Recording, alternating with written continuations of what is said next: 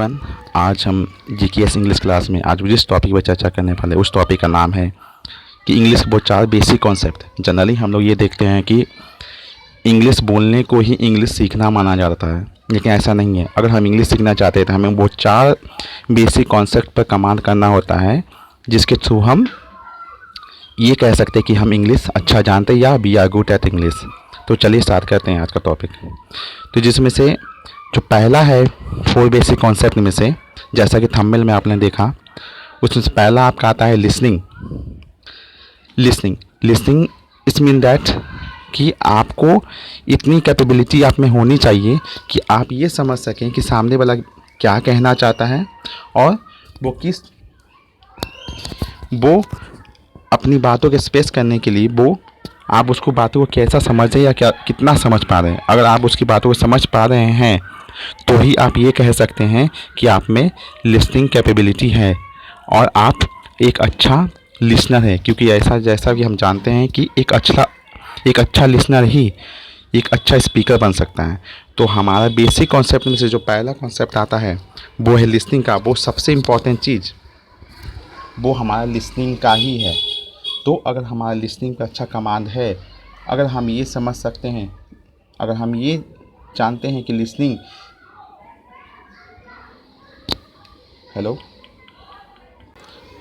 अगर हमारा लिसनिंग पे अच्छा कमांड है तो हम इंग्लिश के पहले चरण में यानी पहले पिलर को हम अच्छी तरह से कमांड रखते हैं। सो हम इंग्लिश में एक अच्छा खासा नॉलेज गेन करने में एबल है। तो चलिए आज हम दूसरे टॉपिक पे बात करते हैं। जो दूसरा टॉपिक हमारा है वो हमारा आता है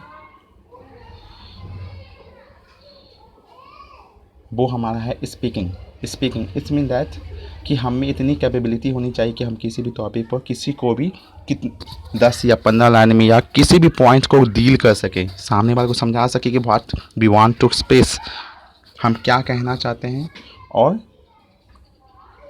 इस टॉपिक के मुद्दे पर हमारी क्या राय है, इसे बताने के लिए हमें लिसनिंग के साथ साथ स्पीकिंग कैपेबिलिटी होनी ही चाहिए। अगर हमारे पास लिसनिंग कैपेबिलिटी है, स्पेशली फॉर इंटरव्यू में हम अच्छा परफॉर्म कर सकते हैं, एक अच्छी जॉब को ले सकते हैं।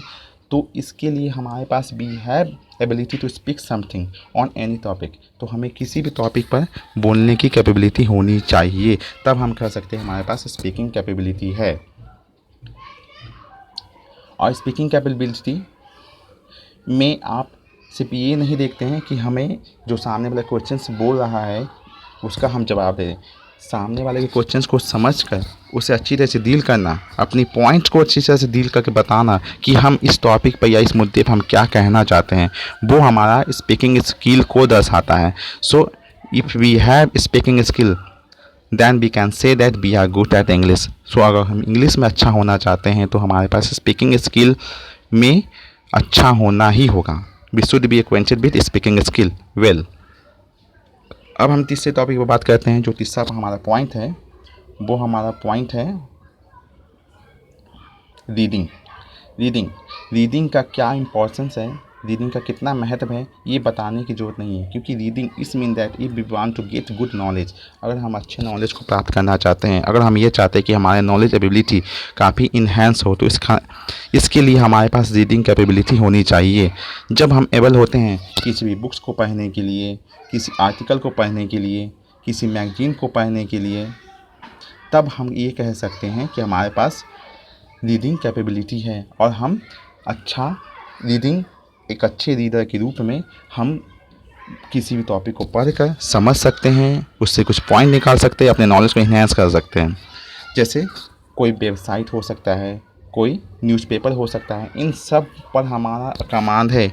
रीडिंग करने का मतलब ये नहीं होता है कि भाई हम इसे तेज़ी से उसे पढ़ लें और पढ़ने के बाद हम उसका मतलब ना समझें। रीडिंग कहने का मतलब होता है कि हम उसे पढ़े भी और पढ़ने के बाद उसे समझे भी कि आखिर इस टॉपिक में, इस पॉइंट में या इस न्यूज़ में या इस मैगजीन में क्या लिखा है या क्या कहना चाह रहा है, इसका हम कितना अच्छा अर्थ समझ सकते हैं, ये हमारा रीडिंग कैपेबिलिटी ही शो करता है। सो रीडिंग का कितना इम्पोर्टेंस है, खासकर एग्ज़ाम में ये कहने की ज़रूरत नहीं है। तो अगर हम इंग्लिश में अच्छा होना चाहते हैं तो हमारे लिए रीडिंग कैपेबिलिटी भी, रीडिंग एक महत्वपूर्ण पिलर होता है, इम्पोर्टेंस पिलर है। उन 4 पिलर में से जिसके माध्यम से, जिसके थ्रू हम ये कह सकते हैं कि हम इंग्लिश अच्छा जानते हैं या we have good at English. तो चलिए अब नेक्स्ट टॉपिक की ओर चलते हैं। जो हमारा नेक्स्ट पॉइंट है वो हमारा आता है राइटिंग। राइटिंग कहने का मतलब राइटिंग स्किल। राइटिंग स्किल का क्या इंपॉर्टेंस है ये बिल्कुल भी कहने की जरूरत नहीं है, क्योंकि राइटिंग स्किल कहने का मतलब होता है कि अगर आप किसी भी एग्ज़ाम में अपीयर होते हैं और उस किस एग्ज़ाम में को गेट थ्रू करना चाहते हैं, पास होना चाहते हैं, तो आपका राइटिंग स्किल अच्छा होना चाहिए।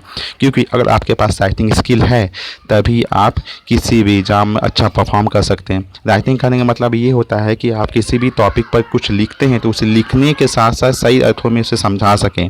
अब ऐसा नहीं कि अगर हम कुछ लिख रहे हैं लेकिन लिखने का मतलब उसमें स्पेलिंग मिस्टेक है या बहुत सारे मिस्टेक्स है, वो हमारा राइटिंग स्किल को शो नहीं करता। राइटिंग स्किल शो करने का मतलब है हम अपनी बातों को, जो हम सोचते हैं किसी भी टॉपिक के बारे में, उस पॉइंट को अच्छी तरह से पढ़ सके, समझ सके और समझने के साथ साथ उसे अपनी बातों को एक्सप्रेस कर सके कि आखिर इस टॉपिक में के रिगार्डिंग हम क्या लिखना चाहते हैं और सामने वाला उसे पढ़कर समझ सके।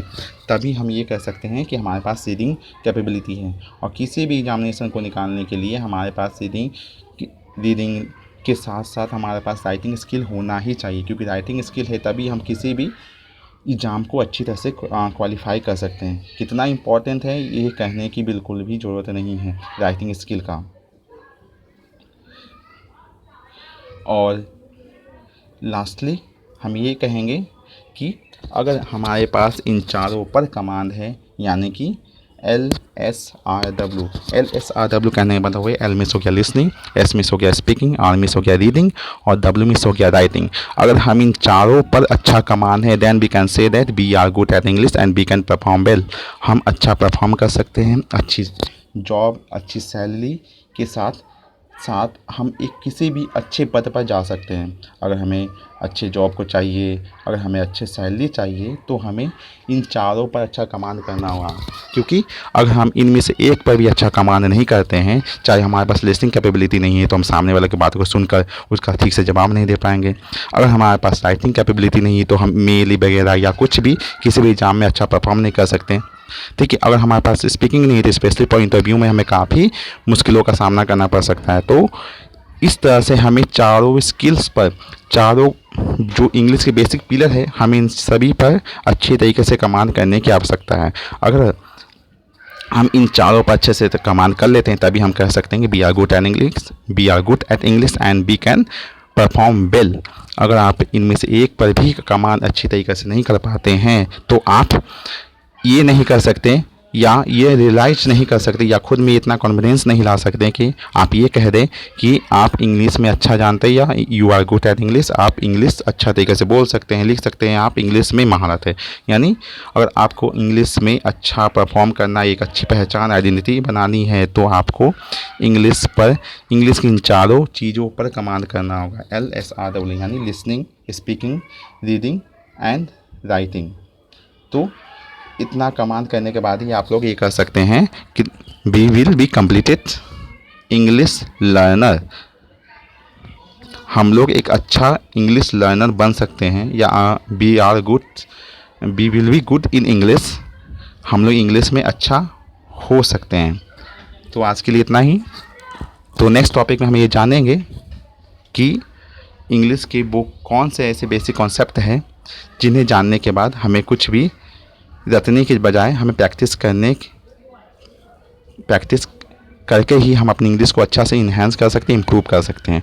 तो आज के लिए इतना ही। Thank you.